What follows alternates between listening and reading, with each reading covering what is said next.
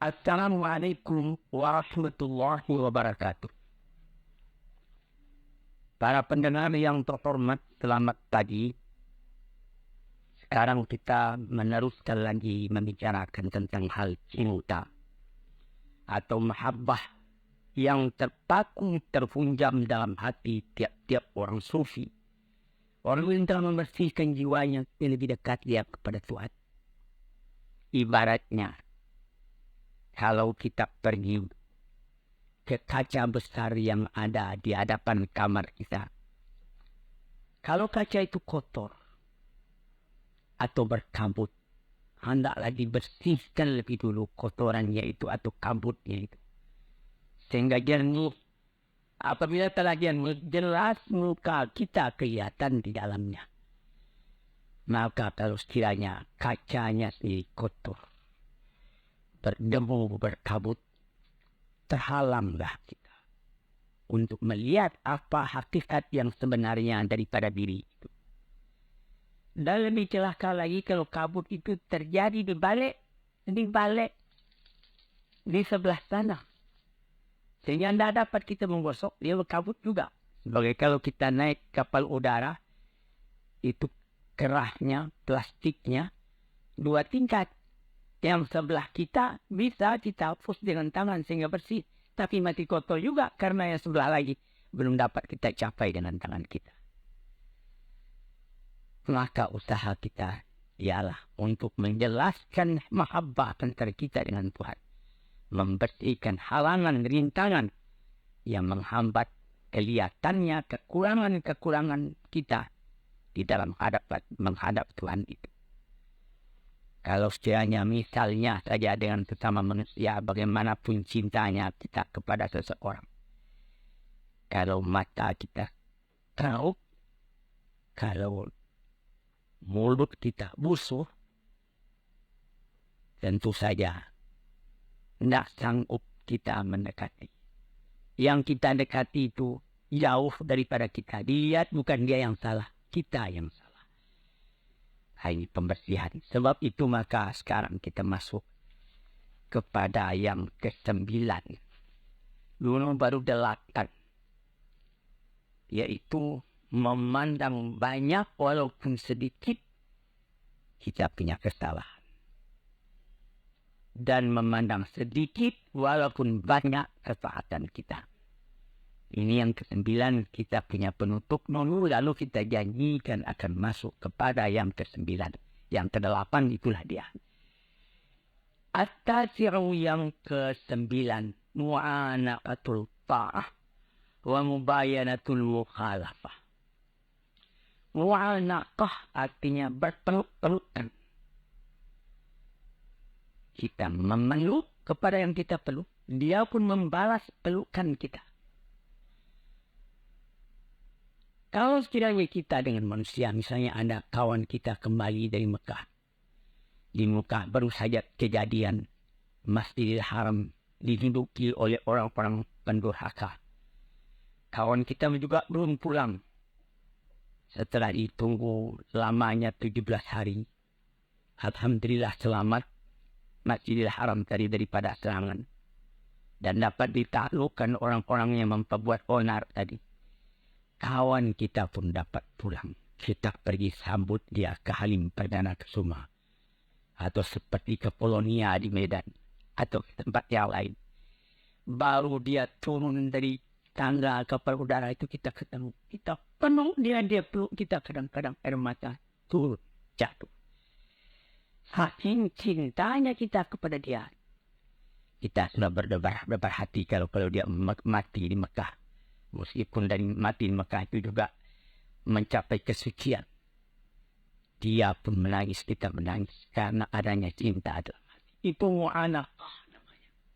Berpeluk, bercium antara kita dengan kawan kita. Ini kita berpeluk, bercium dalam perasaan dengan Tuhan. Mu'anaqatul ta'ah. Karena ketaatan kita kepada Tuhan. Di situ, saudara-saudara yang terhormat, payah saya menerangkannya karena saya pun baru mencoba baru melatih diri, belum sampai kepada taraf yang tertinggi. Bagaimana perasaan kita kadang-kadang apabila kita sampai kepada bacaan inna salati wa nusuki wa mahyaya wa mamati lillahi rabbil alamin la syarika lahu wa bidzalika umirtu wa ana minal muslimin. Sembahyangku, ibadat, bahkan hidupku dan matiku semua aku serahkan kepada Allah. Ini kita bertelut, menundukkan kepala, menyimpulkan hati, menegakkan taat setia kepada Tuhan. Apabila kita punya permintaan dikabulkan dari sebab tunduknya hati dan ikhlasnya kepada Allah, akhirnya kecintaan kita itu dibalas. Itu namanya mu'anaqatut. Berpeluk-pelukan kita dengan yang kita sembah itu. Karena ketaatan. Wa mubayanatul mukhalafah. Artinya, lain daripada yang lain. Kalau sekiranya dalam kita sembahyang menghadap pada Tuhan kita diganggu oleh perasaan yang lain. Oleh amwalun iqtartu tijaratun takhshawna kasada wa masakinun tamqawna. Kita diganggu oleh rumah tangga, oleh kekayaan, oleh kebun, oleh gadung, oleh anak, oleh istri, oleh keluarga. Mubayanatil mukhalafah. Bukan itu yang aku tuju, ya Tuhan. Engkau yang aku tuju. Ya lain-lain itu alam semua. Hari ini dengan aku, besok meninggalkan aku atau aku meninggalkan dia. Maka bertambah cukuplah kecintaan tadi. Sebab itu maka dikatakan oleh ulama-ulama yang telah mendalam dauknya. Ibadat yang dikerjakan dengan taat setia itu menambah cinta kita kepada Allah Subhanahu wa Ta'ala. Itu kita bisa uji sendiri, misalnya datang waktu. Kita sudah dengar azan di masjid. Allahu Akbar. Kita siap. Kita pergi ambil wudu. Kita sembahyang di awal waktunya. Kita kerjakan dengan tertib. Bukan main. Itu mu'anaqatut. Tapi kalau kita sudah mulai melalaikan. Pukul 12. Tengah hari masuk waktu zuhur.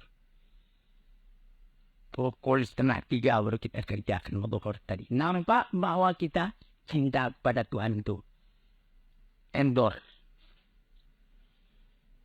Di sini tuan-tuan yang terhormat. Yang ke-9. Jadi perkataan ini adalah dari seorang sufi Sahal bin Abdullah At-Tusturi namanya. Yang ke-10 dukhulu sifatil mahbubi alal badali min sifatil mu'ik. Ini ada seorang sufi namanya Junaid al-Baghdadi mengatakan yang mahabbah itu, cinta kepada Allah itu ialah masuknya sifat Tuhan yang dicintai itu ke dalam diri kita sebagai ganti daripada sifat yang mencintai itu sifat kita sendiri. Ini lebih mendalam lagi perkataan dari Junaid al-Baghdadi.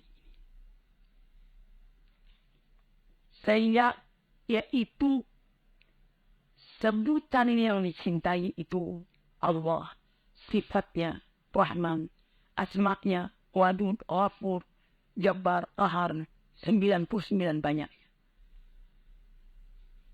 Sama sekali memenuhi kepada hati orang yang mencintai. Sehingga tidak teringat lagi yang lain melainkan dia. Kita mengenal kepada orangnya karena tahu akan sifatnya. Bertambah kita melihat akan sifat Allah di dalam alam. Bertambah kita tidak ingat lagi kepada alam, tapi kita ingat kepada Allah. Sehingga pernah dikatakan oleh Sufi ketika Abu Yazid Bustami pergi tawaf. Dan ketika dia pulang ditanyai oleh muridnya apa yang Tuhan rasakan. Mula saya masuk, saya lihat Ka'bah. Kemudian lama-lama tidak Ka'bah lagi yang saya lihat. Saya teringat kepada Allah. Hilang Ka'bah. Saya masuk sekali lagi. Sama ingat saya. kepada Allah dan kepada Ka'bah. Tapi lama-lama Allah juga yang terbaik Ka'bah. Saya masuk yang ketiga kali. Allah yang kelihatan, lama-lama baru kelihatan Ka'bah. Saya masuk yang keempat kali, tidak saya melihat Ka'bah lagi. Allah yang kelihatan. Ini perkataan ahli-ahli tasawuf. Jadi kalau kita dalami, kita alami, kita dalami dan kita alami, akan terasa dalam hati. Mata melihat alam, hati melihat Tuhan. Sehingga kemana saja mata memandang, bukan alamnya nampak lagi, Allah yang kelihatan dari basar kepada basirah. Jadi katanya Junaid al-Baghdadi, mempengaruhi sebutan yang kita cintai itu, sifatnya, namanya di dalam hati kita.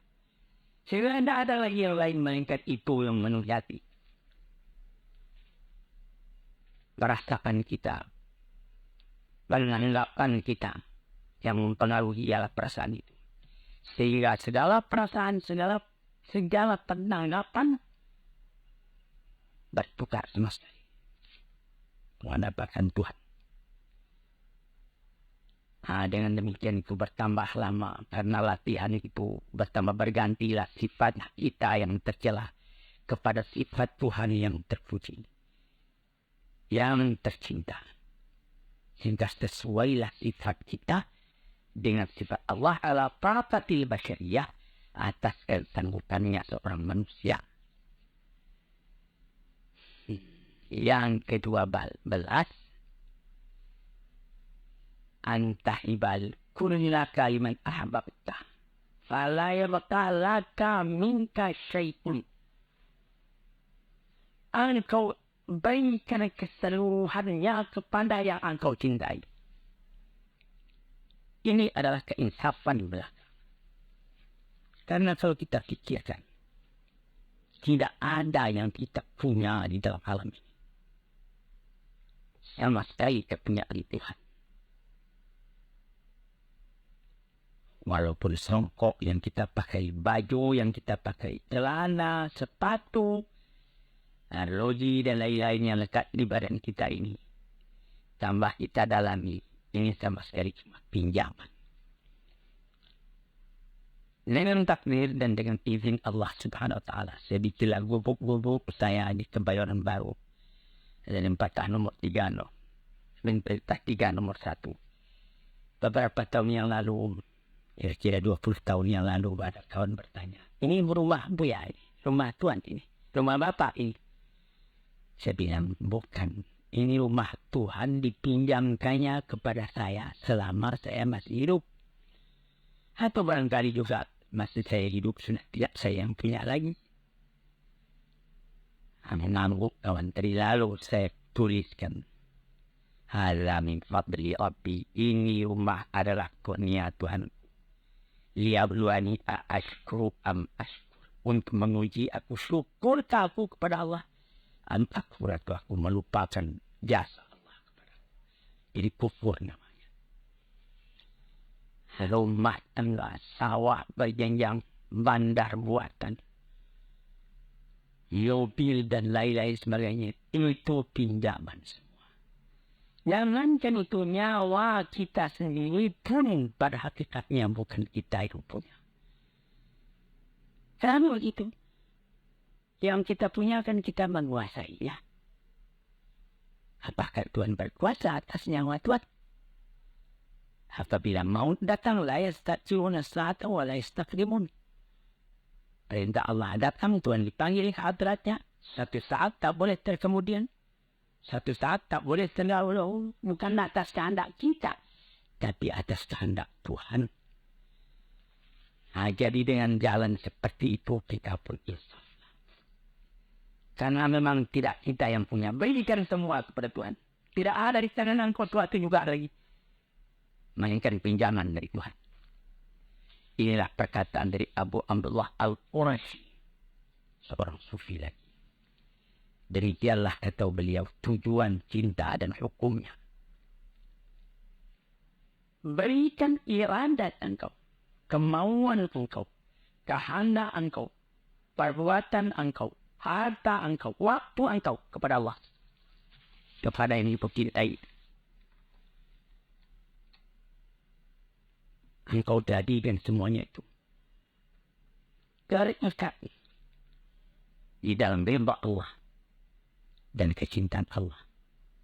Tidak ada engkau mengambil untuk diri engkau sendiri kecuali apa yang diberikan oleh Allah. Dengan ketetapan ini pinjaman. Fata'khudahu minhu lahu. Engkau boleh ambil itu semua dengan tidak engkau lupakan bahwa ini cuma pinjaman. Yang ke-12. Antamhu minal qalbi ma siwal mahbub. Ini perkataan Iblis. Tadi itu ada perkataan dari Abdullah Al-Tusturi, Sa'id bin Abdullah Al-Tusturi. Ada perkataan Junaid Al-Baghdadi. Ada perkataan Abdullah Al-Quraisy. Sekarang perkataan Iblis. Apa kata beliau? Antamhu minal qalbi ma siwal mahbub. Hapuskan dari hati selain dari yang kita cintai. Jadi, la ilaha illallah, dilanjutkan lagi. Apa lanjut? La maujud illallah. Tapi di sini juga lebih mendalam ini. Kalau tidak hati-hati nanti kita bisa jadi wahdatul wujud. Tapi jangan mesti sampaikan. Yaitu tidak ada yang ada ini kecuali Allah punya. Aku sendiri pun dia yang punya. Kalau kita punya cinta sejati kepada Allah mau didudukkan, inilah kesempurnaannya kata Syibli. Selama dalam hati ada sisa lagi tempat buat yang lain, cinta itu sudah meragukan. Ini yang ke-12. Yang ke-13, iqamatul ritabi 'ala dawam. Tegakkan penyesalan selalu. Tegakkan penyesalan selalu. Apa maksudnya? Allah tazala atiban ala nafsika fi marbatil ma'bub. Wala tardalau fiha hamalan wala halan. Yaitu engkau selalu menyesali diri. Apa pekerjaanmu ini sudah sempurna? Masih belum. Masih banyak yang kurang. Nikmat terlalu banyak sebagaimana di dalam nomor 20. Istiqrarul kathir min nafsika wa istiqrarul qalil min habibika. Memandang sedikit walaupun banyak yang kau kerjakan. Memandang banyak walaupun sedikit nikmat yang kau terima dari Tuhan. Tuan-tuan yang terhormat, kalau Tuan pelajari, Tuan renungkan pengajian tasawuf ini. Barangkali banyak kesulitan dalam rumah tangga yang dapat Tuan obat sendiri. Saya hampir tiap petang orang datang ke rumah saya, mengadakan konsultasi, menanyakan keadaannya, menyebut kesusahannya dan lain-lain sebagainya. Ada yang mengatakan, saya sudah menjalankan fatwa Bapak. Saya sudah tahajud kalau malam. Kalau siangnya saya sudah sembahyang duha sampai 8 rakaat. Saya sudah mengerjakan sembahyang tobat hampir saban hari. Saya sudah mengerjakan sembahyang tasbih dan lain sebagainya. Apakah itu sudah sempurna? Di sinilah kajian ke-13. Selalu tanya ini. Karena menurut yang saya terima dari guru saya, ayah saya, Syekh Abdul Karim Binullah, beliau mengatakan dalam riwayat yang beliau baca, Sayyidina Abu Bakar Siddiq itu badannya kurus, matanya cekung, perutnya kempis. Lalu ditanya orang, itulah yang beliau berikan. Selalu menyelidiki diri, menyesali diri, masih kekurangan. belum tercapai apa yang dikehendaki oleh Tuhan yang dicintai. Pandang diri ini kecil.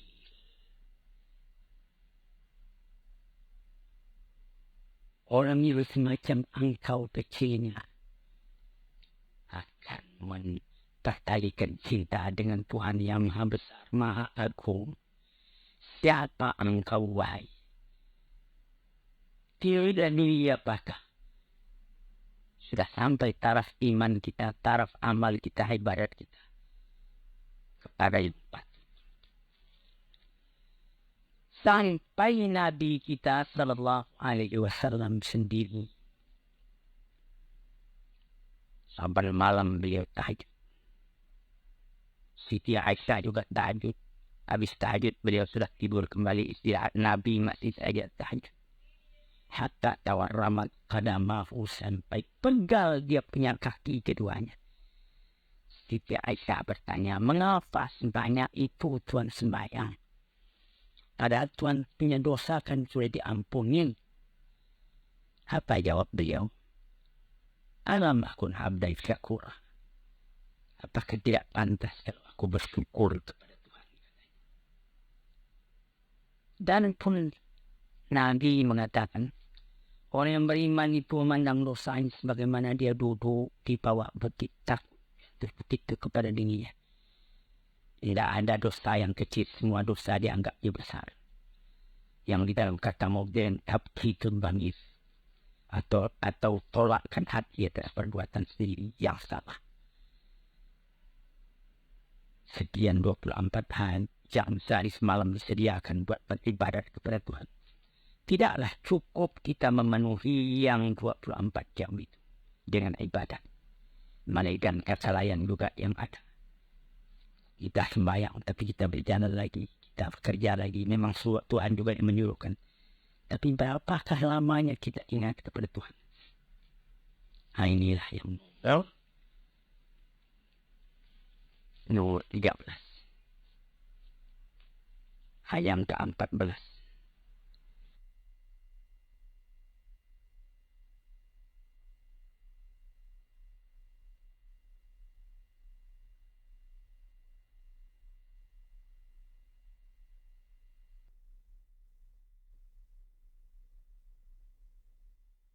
Tuhara haral mahbub ayyuhab yang yuhibbahu mislah.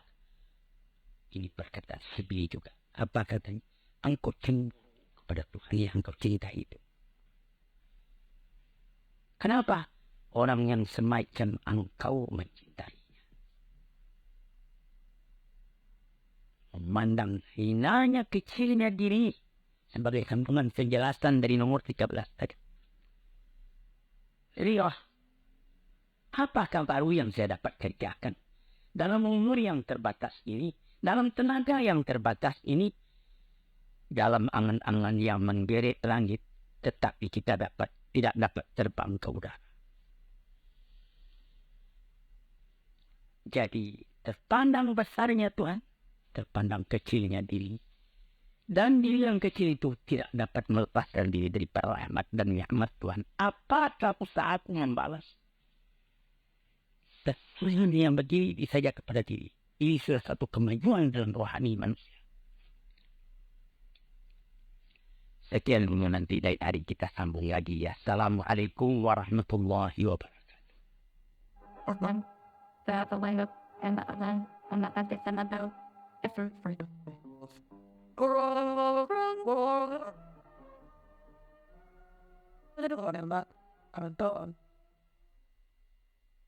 Assalamualaikum warahmatullahi wabarakatuh. Para pendengar, peminat kuliah subuh yang saya cintai dan saya hormati, saya ucapkan selamat pagi dan selamat mengerjakan ibadat sembahyang subuh.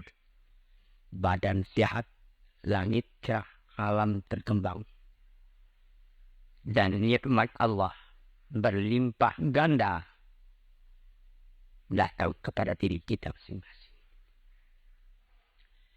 Pada waktu yang sudah di dalam memperkatakan soal tasawuf, agak panjang telah kita bicarakan tentang mahabbah, tentang hubungan kita dengan Allah, hubungan kasih, hubungan cinta, hubungan kasih sayang. Hampir 2 bulan pengajian kita tentang cinta ini. Kalau setelah kita mengaji tentang cinta, kita akan terus kepada akibat dari cinta. Apa akibat dari cinta? Cinta itu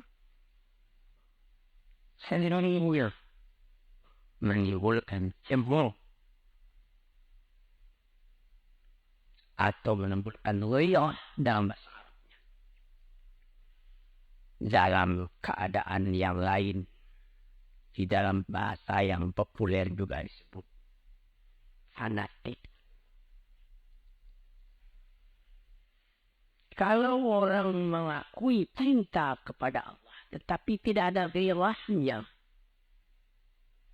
orang yang mengakui cinta kepada agamanya, tetapi tidak ada cemburunya, apabila agama itu diganggu orang, apabila keyakinan hidupnya kepada Tuhan dicimohkan orang misalnya,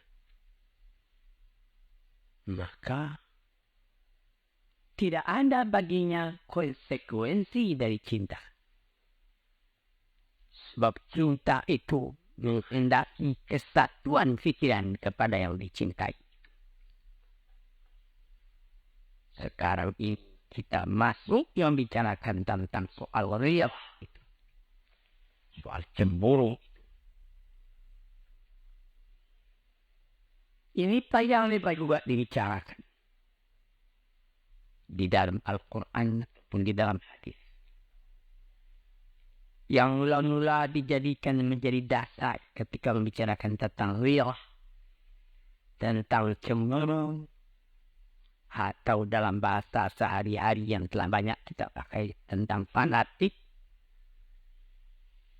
adalah sabda Allah Subhanahu wa Ta'ala yang tersebut di dalam Al-Quran.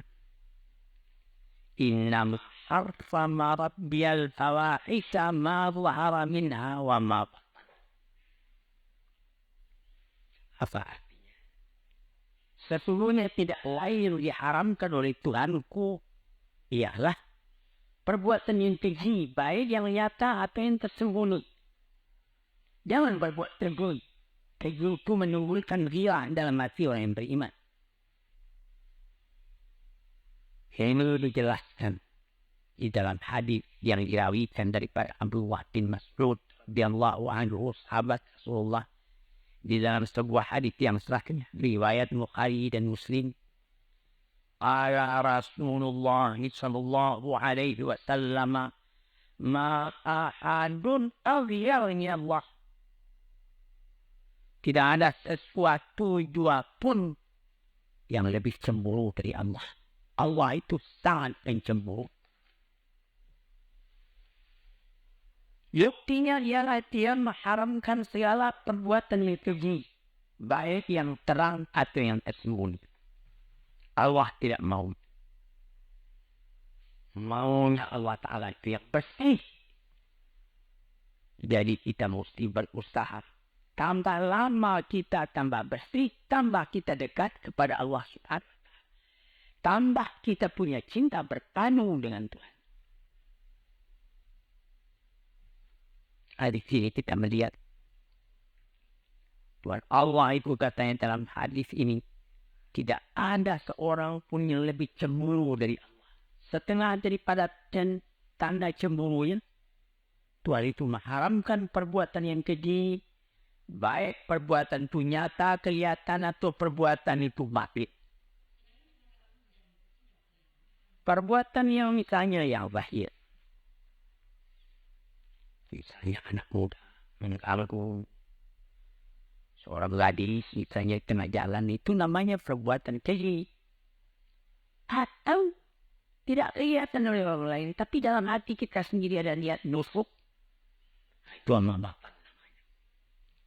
Kita ketawa dengan orang, tapi kita punya hati mersi kepada orang. Itu namanya yang batin itu. Kita tidak beraniaya kepada orang. Nah, sebab itu maka dijagalah perbuatan yang lahir yang akan nyata kepada sesama manusia. Atau akidah yang batil. Kalau sekiranya rasa-rasa batin itu masuk hasran, dia aku berlindung kepada Allah. Sehingga hilang perasaan-perasaan yang tadinya yang batin itu. Jadi di situ maka kecemburuan Tuhan itu pun dapat dihindarkan.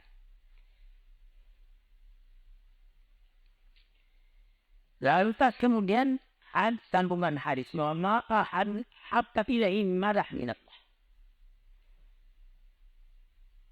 Wa min ajli dzalika atla ala nafsihi. Tidak ada seorang pun yang lebih suka akan pujian meningkat sehingga beliau sendiri pun asna ala nafsihi, memuji kepada dirinya. Jadi bagi Allah bukanlah nama dia awam buat menandakkan diri kalau dia dikatakan Allahu la ilaha illa anta. Saya yang Tuhan, tidak ada Tuhan yang lain. Itu bukan kesombongan. Tapi itu adalah daripada alamat kecintaan dengan Tuhan kepada baik pujian atas perbuatan Tuhan itu. Dan memang tidak ramai dengan yang di muka. Kalau kita lihat keindahan alam lalu Tuhan kita puji. Alhamdulillah segala puji bagi Allah Rabbul Alamin. Rabbil Alamin, Tuhan dari seluruh alam ini. Maka Allah pun memuji kepada dirinya. Kemudian itu maka ha'abba ilaihi al-uzn min Allah. Dan tidak ada seorang pun yang lebih disukai daripada orang yang merasakan kekurangan pada dirinya, mengakui kekurangan itu. Tuhan Allah tahu kekurangan kita itu, kelalaian kita itu, tidak tahu jalan. Maka dibuktikan oleh Tuhan hal itu dengan mengirim rasul-rasul. Dan rasul-rasul sejak dari Nabi Adam atau Nabi Nuh sampai kepada Nabi Muhammad SAW menunjuki kepada manusia jalan yang harus ditempuh di dalam kehidupan dunia ini. Jadi di dalam hadis yang sahih yang lain yang diriwayatkan oleh Abi Salma dari Abi Hurairah radhiyallahu anhu, Rasulullah pun pernah mengatakan, Innallaha yaghfir wa innal mu'mina yaghfir. Ghairatullah an yatalhadu ma'wa ma'ali. Tuhan Allah itu menjadi hadis yang sahih ini pencemburu. Orang mungkin kan pencemburu sebab cemburunya Allah. Maka kiranya Allah itu yaitu yang akan menimbulkan cemburu ya Tuhan kalau ada hambanya yang sengaja berbuat barang yang dilarang oleh Allah. Itu Allah tidak suka. Dia cemburu dan demikian itu. Mengapa demikian? Atau tidak? Kalau tidak ada cemburunya itu, tanda tidak ada cinta. Kita bawa saja misalnya kepada misal yang lahir dalam kehidupan kita sendiri. Kita mengatakan cinta kepada istri. Cinta sejati kepada istri. Tulus ikhlas sehidup semati. Lalu tentu kita tidak senang kalau ada orang lain yang pergi mengganggu istri kita itu. Kita sebenarnya. Lalu ada orang dibiarkannya saja istrinya main-main bertanda gurau dengan laki-laki lain. Itu orang itu terburuk cintanya. Tandanya cintanya itu tidak kuat. Atau barangkali orang itu dayuh. Tidak ada biasa cemburu dalam hatinya. Ini orang-orang celaka. Sebagaimana pepatah orang Arab. ana likulli musibatin fi dhillihi wa idza yusabu fatina likulli musibatin fi ma'alihi wa yusabu bihi lam yashur. Sangat harus perasaannya. Dia merasa cemburu kalau akan terganggu harta bendanya. Tetapi kalau agamanya yang tersinggung dia tidak merasa. Ini orang juga sudah orang sakit. Tidak ada kecemburuan sejati dalam dirinya. Jadi cemburu ini mesti ada. Kita sebagai umat yang beragama mesti ada cemburu. Kalian dan sebab cinta dia kepada agama. Misalnya ada orang injak-injaknya Quran. Lalu kita ketawa saja. Tandanya kita tidak beres. Tandanya kita tidak menghargai Al-Quran. Demikian seterusnya. Jadi cinta itu adalah akibat. Cemburu itu adalah akibat dari cinta.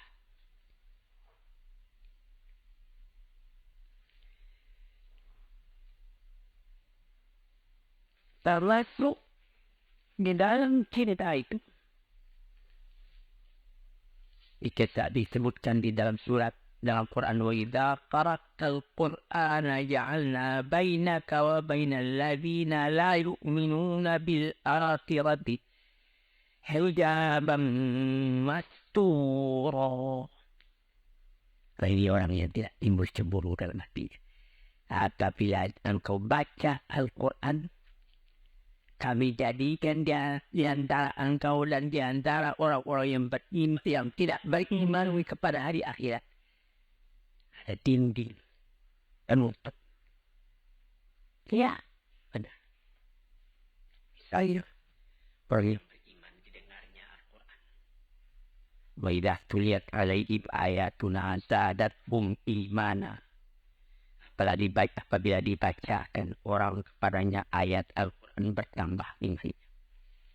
Ya, ada orang yang hari baca Quran. Tidak ternyata kepada hati, cuma baca saja. Itu ijaban mastura, ada dinding. Yang apakah lagi orang yang memang tidak senang mendengarkan Quran. Karena itu naik waktu. Seakan-akan dia mengharapkan apa yang pada telinganya tidak mau mendengar. Ini orang ijaban mastura. Tertutup telinganya. Sebab itu tidak ada hilahnya. Jadi jangan buat tubuh kalau orang cintai kepada agamanya. Lalu dia sembahyang dia awal waktu. Atau dia dalam perjalanan. Hari sudah sore. Waktu asar sudah hampir habis. Dan bagaimana saya baca di dalam satu kabar. Beberapa orang pengembara di London. Dia mau berangkat ke tempat lain waktu asar sudah hampir habis. Dia sembahyang di depan. Dia sembahyang menjamak. 2 rakaat, pohon 2 rakaat. Kalau saat dia dalam ini peduli dia apa dia ditonton orang. Karena rilahnya kepada agama. Jadi ini ujian. Apakah engkau cinta? Sebagaimana tadi kita ya sudah hampir 2 bulan yang sudah. Ya, saya cinta. Apa engkau ada cemburu? Tidak ada cinta engkau kalau begitu kan. Hadirin, para pendengar yang saya hormati, itu katakan oleh Suri As-Sakti kepada kawan-kawannya. Kenapa ada orang yang terhijab tidak masuk Quran kepada hatinya? Tidak ada irah. Karena orang-orang kafir tidak ahli buat memahamkan kalam Allah. Tidak ahli buat mengetahui makrifat kepada Allah. Buat tauhid kepada Allah. Buat cinta kepada Allah. So itu diantaranya. Dan diantara rasulnya. Diantara kalam Tuhan. Diantara tauhid. Makrifat. Semua itu terdiri bagi mereka. Tidak akan didapat yang demikian itu kalau bukan ahlinya. Oleh sebab itu maka dikatakanlah bahwa al-ghiratu manzilatul syari'atun azimatun jiddan.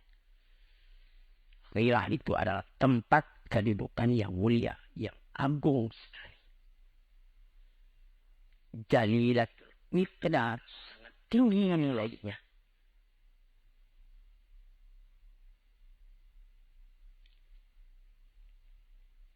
Nah, itu. Jadi ghirah itu yaitu tidak suka dicampuri, tidak suka diganggu gugat. Hubungan kita yang begitu mesra dengan yang paling kita cinta. Dan sangat kita menjaga agar cinta yang menguntungkan kita kepada yang kita cintai itu, yaitu kepada Allah Subhanahu wa Ta'ala, tetap melekat kepada kita. Jangan terganggu oleh yang lain. Nah, disitulah maka dikatakan bahwa ghirah itu pertama sekali ialah ghirah kepada diri kita sendiri, pada hati kita sendiri. Apakah baru yang dapat kita kerjakan buat mencapai kita mendekati Allah? Di manakah kekurangan kita? Bertambah kita banyak memikirkan itu, bertambah menyesal kita kalau ada kekurangan. Bertambah kita bunuh lagi, menambah lagi. Menjauhi sifat-sifat yang tercela, memenuhi modern sifat-sifat yang terpuji. Itulah ghirah yang menjadi keistimewaan dari jiwa yang suci, yang bersih, yang tulus.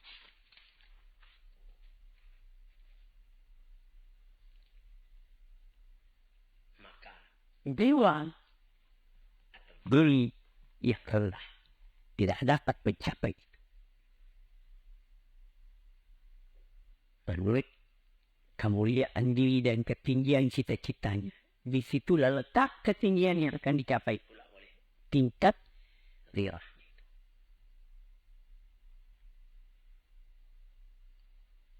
Dibagi pula oleh ahli-ahli tasawuf ghirah itu.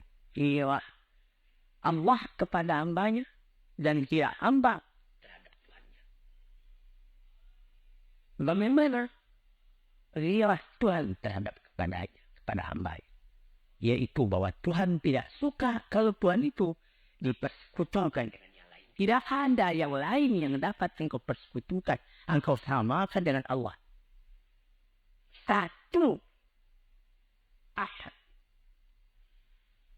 Sehingga Bilal bin Rabah ketika dia sudah digerur cahaya matahari, dibuki badannya dengan batu, cuma tunjuknya saling yang bergerak, cuma tinggal tunjuk ahad, Allah satu. Nah, itulah di dalam badan menderita, hati tenang karena teguhnya ghirah pada keinginan. Hadirin, bagaimana pula ghirahnya Tuhan kepada hamba kepada Tuhannya, ghirah kepada dirinya dan ghirah kepada orang lain. Adapun ghirah kepada Tuhannya, tidak dijadikan amalnya, perkataannya, ahwalnya, waktunya, nafasnya selain untuk Tuhan. Dan kalau ada orang lain yang mengganggu hubungan dengan Tuhan itu, timbul marah. Dan dia tidak mau haknya dengan Tuhan itu dipandang enteng, boleh orang yang pandang enteng. Hadirin yang terhormat, kita habis ini itu dulu 2-3 kali lagi kita bicarakan pula tentang ghirah.